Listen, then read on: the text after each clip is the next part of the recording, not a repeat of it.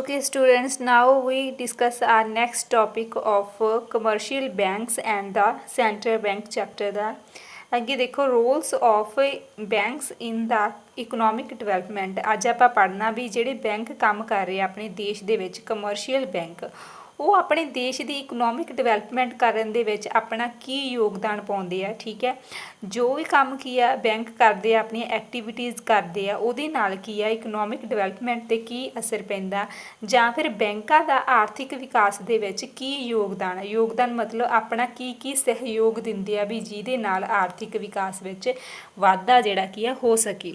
ਸਭ ਤੋਂ ਪਹਿਲਾਂ ਆਪਾਂ ਪੜ੍ਹਾਂਗੇ, ਦੇਖੋ In modern times, commercial banks play a key role in the economic development of an underdeveloped country and the developing countries। ਠੀਕ ਹੈ, ਦੇਖੋ ਦੋ ਤਰ੍ਹਾਂ ਦੀਆਂ ਕੰਟਰੀਜ਼ ਇਹਨਾਂ ਨੇ ਲਈਆਂ ਗਈਆਂ, ਇੱਕ ਅੰਡਰ ਡਿਵੈਲਪਡ ਮਤਲਬ ਅਲਪ ਵਿਕਸਿਤ, ਜਾਂ ਦੂਸਰੀ ਵਿਕਾਸ ਡਿਵੈਲਪਿੰਗ ਮਤਲਬ ਵਿਕਾਸਸ਼ੀਲ ਕੰਟਰੀਜ਼। ਹੁਣ ਅੰਡਰ ਡਿਵੈਲਪਡ ਉਹ ਹੁੰਦੀ ਹੈ ਜਿਹਨੇ ਆਪਦਾ ਵਿਕਾਸ ਨਹੀਂ ਕੀਤਾ, ਠੀਕ ਹੈ, ਪੂਰੀ ਤਰ੍ਹਾਂ ਵਿਕਸਿਤ ਨਹੀਂ ਹੋਈ, ਅਤੇ ਡਿਵੈਲਪਿੰਗ ਉਹ ਹੁੰਦੀ ਹੈ ਜੋ ਵਿਕਾਸ ਹੌਲੀ ਹੌਲੀ ਕਰ ਰਹੀ ਹੈ। ਠੀਕ ਹੈ, ਇਹਨਾਂ ਦੋਨੇ ਕੰਟਰੀਜ਼ ਦੇ ਵਿੱਚ ਕਮਰਸ਼ੀਅਲ ਬੈਂਕ ਕੀ ਆ ਬਹੁਤ ਹੀ ਜ਼ਿਆਦਾ ਆਪਦਾ ਅਹਿਮ ਰੋਲ ਆ ਕੀ ਆ ਅਦਾ ਕਰਦਾ ਵਾ। ਦੇਖੋ by doing so the commercial bank are promoting social welfare of the country. ਠੀਕ ਹੈ, ਇਹਨਾਂ ਦੇ ਲਈ ਕੀ ਕਰਦਾ ਵਾ ਕਮਰਸ਼ੀਅਲ ਬੈਂਕ, ਕਿਹਨੂੰ ਪ੍ਰਮੋਟ ਕਰਦਾ, ਕਿਹਨੂੰ ਪ੍ਰੋਤਸਾਹਨ ਦਿੰਦਾ, ਇਹ ਸੋਸ਼ਲ ਵੈਲਫੇਅਰ ਨੂੰ। ਦੇਖੋ ਕੋਈ ਵੀ ਦੇਸ਼ ਆਪਣੀ ਆਰਥਿਕ ਵਿਕਾਸ ਜਾਂ ਇਕਨੋਮਿਕ ਡਿਵੈਲਪ ਤਾਂ ਹੀ ਕਰ ਸਕਦਾ ਜੇ ਲੋਕਾਂ ਦਾ ਵੱਧ ਤੋਂ ਵੱਧ ਕੀ ਆ ਕਲਿਆਣ ਹੋਵੇ, ਉਹਨਾਂ ਨੂੰ ਵੱਧ ਤੋਂ ਵੱਧ ਲਾਭ ਪ੍ਰਾਪਤ ਹੋਵੇ ਅਤੇ ਉਹ ਵੱਧ ਤੋਂ ਵੱਧ ਸੰਤੁਸ਼ਟ ਹੋਣ ਆਪਣੇ ਸਮਾਜ ਦੇ ਵਿੱਚ ਰਹਿ ਕੇ।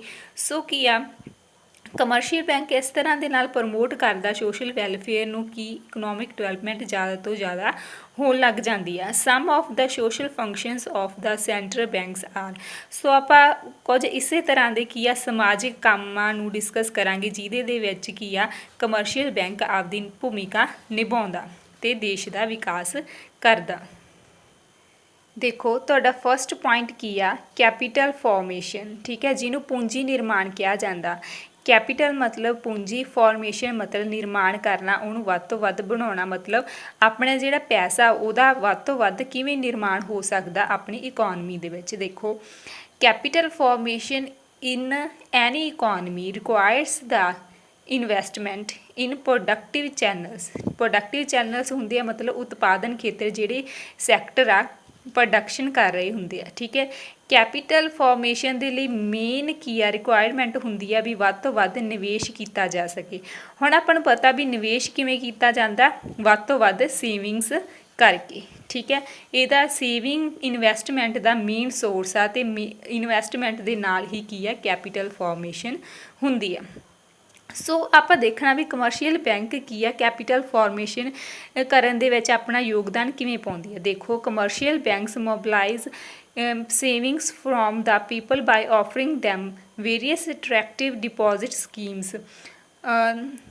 Once the saving are mobilized, commercial banks invest them. ਠੀਕ ਹੈ, ਹੁਣ ਇਹਨਾਂ ਸੇਵਿੰਗਸ ਨੂੰ ਕੀ ਆ ਵਧਾਉਣ ਦੇ ਲਈ ਬੈਂਕ ਕੀ ਕਰਦੇ ਆ, ਲੋਕਾਂ ਨੂੰ ਬਹੁਤ ਸਾਰੀਆਂ ਆਫਰਸ ਦਿੰਦੇ ਆ, ਸਕੀਮਸ ਦਿੰਦੇ ਆ, ਜਿਹਦੇ ਨਾਲ ਲੋਕ ਅਟਰੈਕਟਿਵ ਹੋ ਕੇ ਕੀ ਆ ਡਿਪੋਜ਼ਿਟ ਕਰਵਾਉਂਦੇ ਆ, ਸੇਵਿੰਗਸ ਕਰਵਾਉਂਦੇ ਆ। ਜਦੋਂ ਸੇਵਿੰਗ ਕਰਵਾਉਂਦੇ ਆ ਤਾਂ ਫਿਰ ਕੀ ਆ ਬੈਂਕ ਉਹਨਾਂ ਨੂੰ ਇਨਵੈਸਟ ਕਰ ਦਿੰਦਾ ਪ੍ਰੋਡਕਟਿਵ ਚੈਨਲਸ ਦੇ ਵਿੱਚ, ਮਤਲਬ ਉਤਪਾਦਨ ਖੇਤਰ ਨੂੰ ਦੇ ਦਿੰਦਾ। ਠੀਕ ਹੈ, ਸੋ ਇਸ ਨਿਵੇਸ਼ ਦੇ ਨਾਲ ਕੀ ਹੋਊਗਾ ਜਿਹੜਾ ਰੇਟ ਆਫ ਇਕਨੋਮਿਕਸ ਡਿਵੈਲਪਮੈਂਟ ਆ ਉਹਦੇ ਵਿੱਚ ਵੀ ਕੀ ਆ ਵਾਧਾ ਆ ਜਾਊਗਾ। ਦੇਖੋ ਹੁਣ ਆਪਾਂ ਕੀ ਪੜ੍ਹਨਾ ਵੀ ਕੈਪੀਟਲ ਫਾਰਮੇਸ਼ਨ ਕਿਵੇਂ ਕਰਦੇ ਆ ਕਮਰਸ਼ੀਅਲ ਬੈਂਕਸ। ਠੀਕ ਹੈ, ਕੈਪੀਟਲ ਨਿਰਮਾਣ ਜਾਂ ਪੂੰਜੀ ਨਿਰਮਾਣ ਕਿਵੇਂ ਹੋਊਗਾ ਬੱਚਤਾਂ ਦੇ ਨਾਲ। ਠੀਕ ਹੈ, ਸੋ ਕਮਰਸ਼ੀਅਲ ਬੈਂਕਸ ਕੀ ਕਰਦੇ ਆ ਇਹਨਾਂ ਬੱਚਤਾਂ ਨੂੰ, ਲੋਕ ਜਦੋਂ ਵੱਧ ਤੋਂ ਵੱਧ ਬੱਚਤਾਂ ਕਰਦੇ ਆ, ਠੀਕ ਹੈ, ਕਮਰਸ਼ੀਅਲ ਬੈਂਕ ਇਹਨਾਂ ਬੱਚਤਾਂ ਨੂੰ ਕਿਹਦੇ ਵਿੱਚ ਇਨਵੈਸਟ ਕਰ ਦਿੰਦੀ ਆ ਪ੍ਰੋਡਕਟਿਵ ਚੈਨਲਸ ਦੇ ਵਿੱਚ। ਜਦੋਂ ਪ੍ਰੋਡਕਸ਼ਨ ਵਾਲਿਆਂ ਨੂੰ, ਜਦੋਂ ਗੁਡਸ ਅਤੇ ਸਰਵਿਸ ਪ੍ਰੋਡਿਊਸ ਕਰਨ ਵਾਲਿਆਂ ਨੂੰ ਵੱਧ ਤੋਂ ਵੱਧ ਪੈਸਾ ਮਿਲੂਗਾ ਤਾਂ ਉਹਦੇ ਨਾਲ ਕੀ ਆ ਉਹ ਵੱਧ ਤੋਂ ਵੱਧ ਕੀ ਆ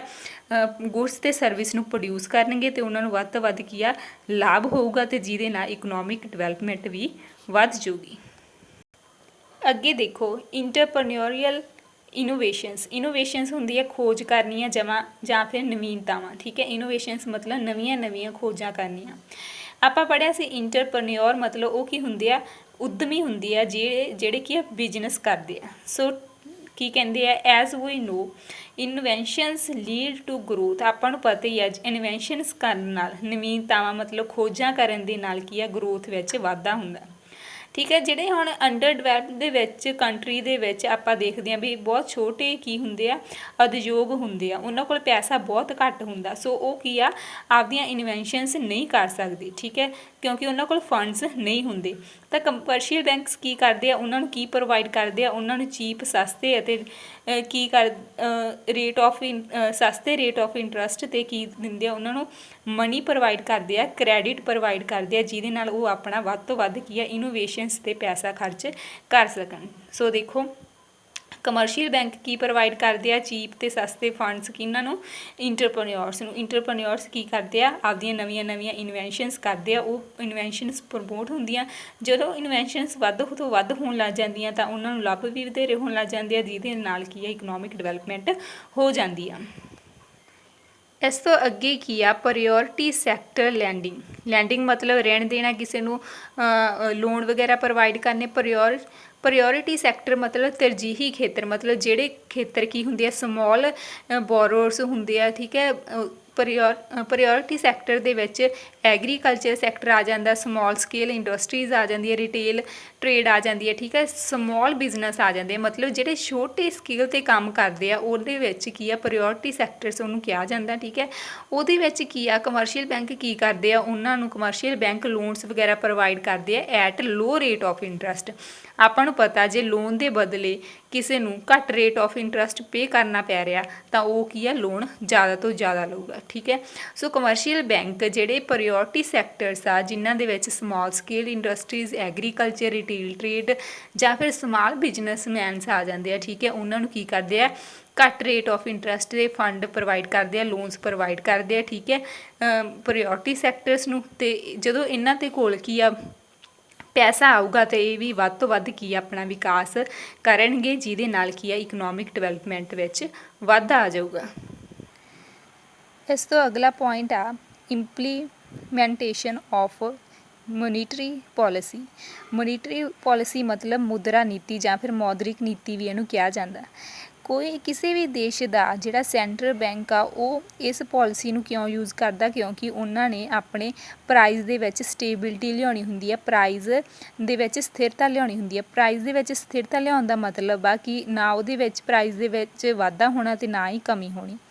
ਸੋ ਇਹ ਮੇਨਟੇਨ ਕਰਨਾ ਬਹੁਤ ਔਖਾ ਹੁੰਦਾ ਹੈ। ਤਾਂ ਹੀ ਮੇਨਟੇਨ ਕਰ ਸਕਣਗੇ ਜੇ ਕੀ ਆ, ਜਿਹੜੇ monetary policy depends upon the corporation from commercial banks. ਜੇ ਕੀ ਆ, ਕਮਰਸ਼ੀਅਲ ਬੈਂਕਸ ਜਿਹੜੇ ਸੈਂਟਰਲ ਬੈਂਕ ਨਾਲ ਪੂਰੀ ਤਰ੍ਹਾਂ ਦੇ ਨਾਲ ਕੋਆਪਰੇਟ ਕਰਦੇ ਆ, ਉਹਨਾਂ ਦਾ ਸਹਿਯੋਗ ਕਰਦੇ ਆ।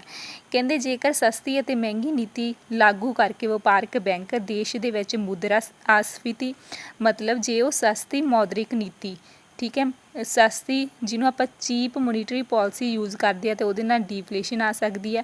ਜੇ ਉਹ ਮਹਿੰਗੀ ਨੀਤੀ, ਜਿਹਨੂੰ ਡੀਅਰ ਪੋਲਿਸੀ ਵੀ ਕਿਹਾ ਜਾਂਦਾ, ਜੇ ਉਹ ਅਪਣਾਉਂਦੇ ਆ ਤਾਂ ਉਹਨੂੰ ਇਨਫਲੇਸ਼ਨ ਦਾ ਉਹ ਕਾਰਨ ਬਣ ਸਕਦੀ ਹੈ। ਇਸ ਤਰ੍ਹਾਂ ਜੇ ਆਪਣੇ ਦੇਸ਼ ਦੇ ਵਿੱਚ ਕੀ ਹੈ, ਡੀਫਲੇਸ਼ਨ ਜਾਂ ਇਨਫਲੇਸ਼ਨ ਆਉਂਦੀ ਰਹੂਗੀ ਤਾਂ ਆਪਣੇ ਇਕਨੋਮਿਕ ਸਿਸਟਮ ਦੇ ਉੱਤੇ ਬਹੁਤ ਅਸਰ ਪੈਂਦਾ। ਸੋ ਕੀ ਆ, ਜਿਹੜਾ ਇਹ ਕਿਹਨੇ ਤੈਅ ਕਰਨਾ, ਕਮਰਸ਼ੀਅਲ ਬੈਂਕ ਨੇ ਤੈਅ ਕਰਨਾ ਕਿ ਅਸੀਂ ਸੈਂਟਰਲ ਬੈਂਕ ਨਾਲ ਕਿਵੇਂ ਕੋਆਪਰੇਟ ਕਰਨਾ ਤਾਂ ਕਿ ਆਪਣੇ ਦੇਸ਼ ਦਾ ਕੀ ਆ, ਵਿਕਾਸ ਹੋ ਸਕੇ। ਇਸ ਤੋਂ ਅੱਗੇ ਕੀ ਆ, ਰੀਜਨਲ ਡਿਵੈਲਪਮੈਂਟ ਮਤਲਬ ਖੇਤਰੀ ਵਿਕਾਸ। ਆਪਣੇ ਇਕੋਨਮੀ ਦੇ ਵਿੱਚ ਬਹੁਤ ਸਾਰੇ ਸੈਕਟਰ ਆ, ਬਹੁਤ ਸਾਰੇ ਖੇਤਰ ਆ ਜੋ ਵੱਖ-ਵੱਖ ਤਰ੍ਹਾਂ ਦੇ ਕੰਮ ਕਰਦੇ ਆ।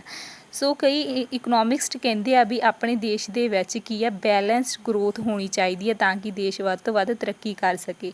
ਬੈਲੈਂਸ ਗਰੋਥ ਹੁੰਦਾ ਵੀ ਆਪਣੇ ਜਿਹੜੇ ਸਾਰੇ ਸੈਕਟਰਸ, ਜਿੰਨੇ ਵੀ ਆਪਣੀ ਇਕੋਨਮੀ ਦੇ ਵਿੱਚ ਸੈਕਟਰਸ ਆ, ਸਾਰਿਆਂ ਦੇ ਵਿੱਚ ਇੱਕੋ ਤਰ੍ਹਾਂ ਦੇ ਨਾਲ ਕੀ ਆ, ਨਿਵੇਸ਼ ਹੋਣਾ ਚਾਹੀਦਾ, ਇਨਵੈਸਟਮੈਂਟ ਹੋਣੀ ਚਾਹੀਦੀ ਹੈ। ਠੀਕ ਹੈ, ਸੋ ਜੇ ਕਹਿੰਦੇ ਡਿਵੈਲਪਮੈਂਟ ਤਾਂ ਹੀ ਹੋ ਸਕਦੀ ਹੈ ਜੇਕਰ ਸਾਰੇ ਰੀਜਨ ਦੇ ਵਿੱਚ, ਸਾਰੇ ਖੇਤਰਾਂ ਦੇ ਵਿੱਚ ਸੇਮ ਕੀ ਆ, ਵਿਕਾਸ ਹੋਵੇ। ਸੋ ਸੈਂਟਰਲ ਬੈਂਕ ਕੀ ਕਰਦੇ ਆ, ਇਹ ਆਪਦੀ ਭੂਮਿਕਾ ਕਿਵੇਂ ਨਿਭਾਉਂਦੇ ਆ, ਇਹ ਕੀ ਕਰਦੇ ਆ, ਆਪਣੇ ਜਿਹੜੇ ਟਰਾਂਸਫਰ ਸਰਪਲਸ ਕੈਪੀਟਲ, ਜੋ ਬਚੀ ਹੋਈ ਕੈਪੀਟਲ ਹੁੰਦੀ ਆ, ਠੀਕ ਹੈ, ਸਰਪਲਸ ਮਤਲਬ ਜਿਹੜੀ ਬਚੀ ਹੋਈ ਪੂੰਜੀ ਆ, ਉਹਨੂੰ ਟਰਾਂਸਫਰ ਕਰਦੇ ਆ।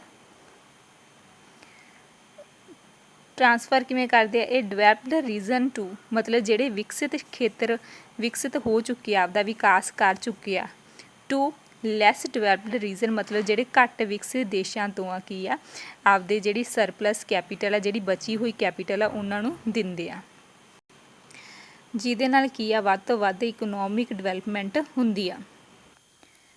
ਅਗਲਾ ਪੁਆਇੰਟ ਹੈਗਾ promotion of trade and industry, ਮਤਲਬ ਵਪਾਰ ਅਤੇ ਉਦਯੋਗਿਕ ਜਾਂ ਉਦਯੋਗ ਨੂੰ ਪ੍ਰੋਤਸਾਹਨ ਕਰਨਾ। ਹੁਣ ਆਪਾਂ ਪੜ੍ਹਾਂਗੇ ਕਿ ਜਿਹੜੀ ਕਮਰਸ਼ੀਅਲ ਬੈਂਕਸ ਆ ਉਹ ਕਿਵੇਂ ਵਪਾਰ ਨੂੰ ਜਾਂ ਉਦਯੋਗਾਂ ਨੂੰ ਕੀ ਆ ਪ੍ਰੋਤਸਾਹਨ ਕਰਦੀ ਆ, ਮੋਟੀਵੇਟ ਕਰਦੀ ਆ ਜਾਂ ਉਹਨਾਂ ਦਾ ਪ੍ਰਮੋਸ਼ਨ ਕਰਦੀ ਆ।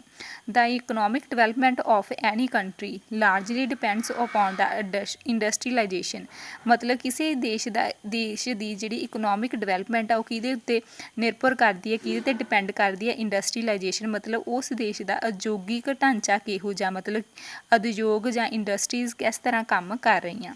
ਠੀਕ ਹੈ। Without the development of banking system the pace of the industrialisation can not be accelerate, ਮਤਲਬ ਕਹਿੰਦੇ ਬੈਂਕਿੰਗ ਸਿਸਟਮ ਦੀ ਜੇ ਨਾ ਡਿਵੈਲਪਮੈਂਟ ਹੋਈ ਹੁੰਦੀ, ਵਿਕਾਸ ਨਾ ਹੁੰਦਾ ਤਾਂ ਕੀ ਆ ਇੰਡਸਟਰੀਲਾਈਜੇਸ਼ਨ ਦੀ ਦਰ ਦੇ ਵਿੱਚ ਵੀ ਵਾਧਾ ਨਹੀਂ ਹੋਣਾ ਸੀ। ਸੋ ਇਹਦੇ ਵਿੱਚ ਕਿਵੇਂ ਆ ਆਪਾਂ ਪੜ੍ਹਿਆ ਜਦੋਂ ਵਪਾਰ ਆ ਜਾਂ ਇੰਡਸਟਰੀਲਾਈਜੇਸ਼ਨ ਆ ਉਹਦੇ ਵਿੱਚ ਟ੍ਰਾਂਜੈਕਸ਼ਨਸ ਬਹੁਤ ਤਰ੍ਹਾਂ ਦੀਆਂ ਹੁੰਦੀਆਂ। ਸੋ ਕਮਰਸ਼ੀਅਲ ਬੈਂਕਸ ਕੀ ਆਪਣੇ ਇਹੋ ਜਿਹੇ ਕ੍ਰੈਡਿਟ ਇੰਸਟਰੂਮੈਂਟ ਪ੍ਰੋਵਾਈਡ ਕਰਦਾ ਲੋਕਾਂ ਨੂੰ, ਜਿਵੇਂ check, bank draft, bill of exchange, ਜਿਹਦੇ ਨਾਲ ਕੀ ਆ ਜਿਹੜੀ ਇਹ ਟ੍ਰਾਂਜੈਕਸ਼ਨ ਕਰਨੀਆਂ ਬਹੁਤ ਸੌਖੀਆਂ ਹੋ ਜਾਂਦੀਆਂ। Thus the commercial banks are very helpful in the promotion of trade and industry. So ਇਹ ਬਹੁਤ ਹੀ ਜ਼ਿਆਦਾ ਹੈਲਪਫੁਲ ਹੁੰਦਾ ਪ੍ਰਮੋਸ਼ਨ ਕਰਨ ਦੇ ਵਿੱਚ ਕਿਹਦਾ, ਟ੍ਰੇਡ ਦਾ ਅਤੇ ਇੰਡਸਟਰੀ ਦਾ। ਅੱਗੇ ਲਾਸਟ ਪੁਆਇੰਟ ਆ ਪ੍ਰਮੋਟਸ ਇਕਨੋਮਿਕ ਐਕਟੀਵਿਟੀਜ਼, ਮਤਲਬ ਆਰਥਿਕ ਕਿਰਿਆਵਾਂ ਨੂੰ ਪ੍ਰੋਤਸਾਹਨ ਦੇਣਾ। ਦੇਖੋ commercial bank promotes economic activity of any economy by bringing change in the rate of interest and availability of credit, ਮਤਲਬ ਕਮਰਸ਼ੀਅਲ ਬੈਂਕ ਕਿਵੇਂ ਪ੍ਰਮੋਟ ਕਰਦਾ ਕਿਸੇ ਵੀ ਇਕਨੋਮਿਕ ਐਕਟੀਵਿਟੀਜ਼ ਨੂੰ ਜਾਂ ਕਿਸੇ ਵੀ ਇਕਨੋਮਿਕ ਐਕਟੀਵਿਟੀਜ਼ ਨੂੰ। ਦੇਖੋ by bringing change in rate of interest, ਜਾਂ ਤਾਂ ਉਹ ਰੇਟ ਆਫ ਇੰਟਰਸਟ ਦੇ ਵਿੱਚ ਚੇਂਜ ਕਰ ਦਿੰਦਾ ਜਾਂ ਫਿਰ ਅਵੇਲੇਬਿਲਿਟੀ ਆਫ ਕ੍ਰੈਡਿਟ, ਮਤਲਬ ਜੋ ਵੀ ਪੈਸਾ ਉਹਦੀ ਉਪਲਬਧਤਾ ਦੇ ਵਿੱਚ ਚੇਂਜ ਕਰਕੇ ਕੀ ਆ ਉਹ ਇਕਨੋਮਿਕ ਜਾਂ ਫਿਰ ਇੱਕ ਆਰਥਿਕ ਕਿਰਿਆਵਾਂ ਨੂੰ ਕੀ ਕਰ ਸਕਦਾ, ਮੋਟੀਵੇਟ ਕਰ ਸਕਦਾ, ਪ੍ਰਮੋਟ ਕਰ ਸਕਦਾ। ਦੇਖੋ ਜੇ ਕੀ ਆ ਰੇਟ ਆਫ ਇੰਟਰਸਟ ਆ ਜਿਹੜਾ ਵਿਆਜ ਆ ਉਹ ਘੱਟ ਕਰ ਦੂਗਾ, ਉਹਦੇ ਨਾਲ ਕੀ ਆ ਇਨਵੈਸਟਮੈਂਟ ਅਤੇ ਨਿਵੇਸ਼ ਆ ਜਿਹੜੇ ਕਿ ਉਹ ਜ਼ਿਆਦਾ ਹੋਣ ਲੱਗ ਜਾਣਗੇ। ਆਪਾਂ ਨੂੰ ਪਤਾ ਜਦੋਂ ਨਿਵੇਸ਼ ਜ਼ਿਆਦਾ ਹੋਊਗਾ ਤਾਂ ਕੀ ਆ ਇਕਨੋਮਿਕ ਐਕਟੀਵਿਟੀਜ਼ ਜ਼ਿਆਦਾ ਹੋਣਗੀਆਂ। ਇਸ ਤੋਂ ਅੱਗੇ ਇਸੇ ਤਰ੍ਹਾਂ ਹੀ ਜੇ ਕਹਿੰਦੇ ਕ੍ਰੈਡਿਟ ਕ੍ਰੀਏਸ਼ਨ ਜ਼ਿਆਦਾ ਹੋਊਗੀ, ਉਧਾਰ ਸਿਰਜਣਾ ਜਿਹੜਾ ਉਹ ਜ਼ਿਆਦਾ ਹੋਊਗਾ। ਕ੍ਰੈਡਿਟ ਕ੍ਰੀਏਸ਼ਨ ਹੋ ਗਈ ਮਤਲਬ ਲੋਕ ਵੱਧ ਤੋਂ ਵੱਧ ਪੈਸਾ ਜਿਹੜੇ ਕਮਰਸ਼ੀਅਲ ਬੈਂਕਸ ਤੋਂ ਲੈਣ ਲੱਗ ਜਾਣਗੇ। ਉਹਦੇ ਨਾਲ ਕੀ ਆ ਆਪਣੀ ਇਕੋਨਮੀ ਦੇ ਵਿੱਚ ਸਪਲਾਈ ਆਫ ਮਨੀ ਜਿਹੜੀ ਮੁਦਰਾ ਦੀ ਪੂਰਤੀ ਆ ਉਹ ਵੀ ਵੱਧ ਜੂਗੀ। ਜਦੋਂ ਲੋਕਾਂ ਦੇ ਹੱਥਾਂ ਦੇ ਵਿੱਚ ਪੈਸਾ ਜ਼ਿਆਦਾ ਆ ਜੂਗਾ ਅਤੇ ਉਹ ਮੰਗ ਵੀ ਜ਼ਿਆਦਾ ਕਰਨ ਲੱਗ ਜਾਣਗੇ, ਐਗਰੀਗੇਟ ਡਿਮਾਂਡ ਦੇ ਵਿੱਚ ਵਾਧਾ ਹੋ ਜਾਊਗਾ, ਜਿਹਦੇ ਨਾਲ ਕੀ ਆ ਜੇਕਰ ਮੁੱਲ ਵੱਧ ਜਾਂਦਾ, ਐਗਰੀਗੇਟ ਡਿਮਾਂਡ ਦੇ ਵਿੱਚ ਵਾਧਾ ਆ ਜਾਂਦਾ ਤਾਂ ਇਕਨੋਮਿਕ ਡਿਵੈਲਪਮੈਂਟ ਵਿੱਚ ਵੀ ਵਾਧਾ ਆਉਂਦਾ। ਸੋ ਇਸੇ ਨਾਲ ਕੀ ਆ ਆਪਣੇ ਜਿਹੜੇ ਇਹ 7 ਜਿਹੜੇ ਪੁਆਇੰਟਸ ਆ ਉਹ ਕਵਰ ਹੋ ਚੁੱਕੇ ਆ। ਸੋ ਆਪਣਾ ਇਹ ਟੌਪਿਕ ਆ ਇੱਥੇ ਹੀ ਆ ਕੰਪਲੀਟ ਹੋ ਜਾਊਗਾ। Thank you students.